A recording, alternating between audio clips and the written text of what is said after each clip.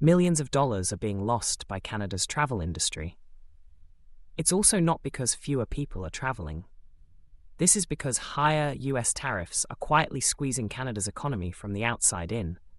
In 2025, Canadian steel and aluminum were subject to a 50% tariff from the US. The effects are showing up in unexpected places, despite the fact that it might seem like a trade war best left to boardrooms and politicians within Canadian airports, hotels, and travel agencies. Due to the higher cost of doing business, consumers are rethinking their vacation plans. Travel agencies are cutting staff, and tourism operators are bracing for unforeseen losses. What was supposed to be a rebounding year is turning into a retreating one. This video will explain why Canada's travel industry is experiencing economic strain due to a cross-border policy decision, and why you might soon notice the effects. Like, subscribe, and return often, because this is closer than you might imagine. To understand why Canada's travel industry is under pressure right now, we need to look at how it all started. Canadian steel and aluminum tariffs imposed by the United States were not capricious. They were part of a broader shift in trade policy meant to protect particular American industries. According to Washington officials, Canadian imports were hurting domestic producers, especially in swing states that were vital and had large populations of industrial workers. Despite being promoted as a move to boost American productivity and jobs, the decision actually sent shockwaves through the integrated supply chains of North America. Canada has long been a close economic ally of the United States. Due to their close economic ties, any sanctions imposed by one country have an impact on both. US policymakers either chose to overlook or failed to anticipate the collateral harm. These levies affected more than just factories. In several industries, they were increasing the price of raw materials. Almost instantly, costs went up for Canadian businesses, many of which depend on foreign trade. Higher production costs are also passed on by companies to retailers, distributors, and eventually consumers. That was when the ripple began. This is how a rule that started in Washington ended up hurting a ski resort in British Columbia, a tour guide in Quebec, or a family-run travel agency in Calgary. There is a human backstory behind every industry statistic, and in Canada's travel industry, those stories are starting to sound eerily alike. Think about Melissa, who runs a modest but elegant travel agency in Halifax. For years, she designed customized itineraries for American travelers to Atlantic Canada. The company was at last getting over a rough patch. Then came the tariffs. Everything suddenly became more expensive, including advertising, insurance, and transportation. As her overhead increased, bookings decreased. She is currently cutting staff hours and postponing expansion. "We feel like we're being squeezed from all sides," she remarked. Or take Jasper National Park in Alberta, where dozens of seasonal workers, guides, drivers, and lodge staff depend on steady visitor traffic to make a living.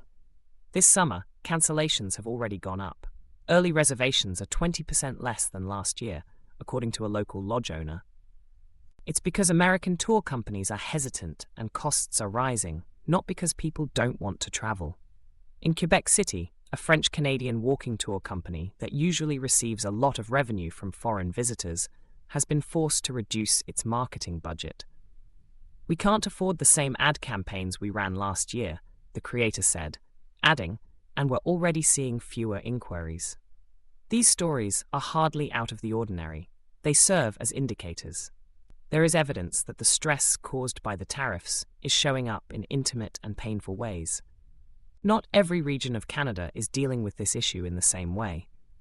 It's striking some locations more forcefully and more quickly than others. There is a serious double squeeze in Western Canada, especially in British Columbia and Alberta. For these provinces, travel both domestically and abroad, especially from the US, is a significant source of revenue. Their national parks and wild landscapes attract thousands of American tourists each year. However, rising expenses for everything from housing to gas are slowing down long-distance travel. Hotels in BC and Jasper are already reporting significant drops in bookings, while local tour operators are reducing seasonal staff and hours.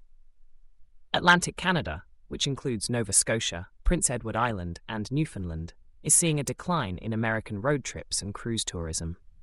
Bed and breakfasts, restaurants, and artisan shops all have to deal with a drop in customers, tips, and revenue in order to survive the off-season. On the other hand, Ontario and Quebec are dealing with a more urbanized version of the issue. Toronto and Montreal are two major cities for conferences and events. A decrease in corporate travel is causing venues to cancel. Companies in the hospitality sector, such as downtown hotels and taxi services, are losing a sizable portion of their revenue. Northern territories like Yukon and Nunavut, which are already at risk due to their location and cost, are getting ready for what they say will be a quiet summer. A local official said, "If tourists don't come this year, we won't have the money to market next year." The current slowdown is worrisome, but even more worrisome is what comes next. There is more to Canada's tourism sector than just a collection of hotels and tourist attractions. This vastly interconnected system supports over 1.9 million jobs and contributes nearly $40 billion to the GDP each year. The long-term consequences of that system's flaw extend far beyond vacation cancellations. Local governments pay less in taxes when there are fewer tourists. This has an impact on everything from road repair in towns with a lot of tourists to public support for heritage sites and seasonal events. Municipalities that rely on tourism income to fund community projects now have to choose between cutting back on spending, delaying projects, or raising local taxes. Next is the infrastructure problem. Airports, ferry terminals, highways, and public transit systems all require ongoing maintenance and funding. However, those improvements are often financed by surpluses from tourism. If fewer people are traveling, these upgrades are either cancelled or delayed. This further exacerbates the downturn by decreasing the appeal and efficiency of travel. Investments in the future are also uncertain. International hotel chains, ecotourism entrepreneurs, and major event planners now consider Canadian tourism to be a risky business. Why build or expand in a market where operating costs are rising and customer confidence is eroding? This is not just a seasonal downturn, it is a structural risk. Furthermore, if confidence in the travel sector continues to erode, Canada could lose years of momentum in a matter of months. As the pressure rises, so does the response, albeit not loud enough yet. In tourist-dependent areas, mutterings of frustration are starting to turn into organized resistance. Business owners, industry associations, and local chambers of commerce are beginning to express their views. Letters to provincial leaders, private meetings, and press releases. Instead of treating this as a specialized problem, they are urging government policymakers to consider it as a developing national emergency. The media is slowly realizing this. They are calling for tax breaks, subsidies, or at least a coordinated response to mitigate the impact of US tariffs on Canadian industries that are especially vulnerable. But so far, the federal government has not responded. The complexity of the trade dispute seems to have made tourism a secondary casualty, and in governance, secondary casualties usually get secondary solutions. That worries industry leaders. Experts warn that if immediate action is not taken, such as tax breaks, financial aid, or federal pressure to renegotiate trade arrangements, the travel industry may enter a long-term recession. It's more than just a bad summer, it's a broken cycle. So where does this leave us? It marks a sea change in Canada's travel industry. Not because people don't want to travel, but because of the economic climate, travel is becoming more challenging, dangerous, and unsustainable for all parties. The United States never imposed tariffs on tourism. However, in a global economy with interconnected industries, you don't have to specifically target travel to harm it. And that's exactly what's happening. From the cost of transportation to the price of aluminum, the strain is growing steadily but quietly. These days, the risk is not just financial, but also psychological. Businesses are losing confidence. Consumers are asking questions. Investors are pulling back. Additionally, when tourism loses its optimism, rehabilitation becomes much more challenging. But the story doesn't have to end here. Canada has a top-notch tourism sector that is creative, diverse, and extraordinarily resilient. With the right support, wise legislation, and greater public awareness, it can bounce back. But that bounce won't occur on its own. Voices, including yours, will be needed. Share this video. Talk about what's happening.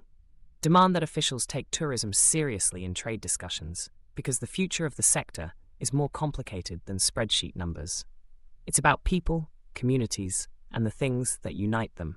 Please click the bell, like, and subscribe to make sure you don't miss any more updates that connect global policy to everyday life. Because what happens behind the scenes matters.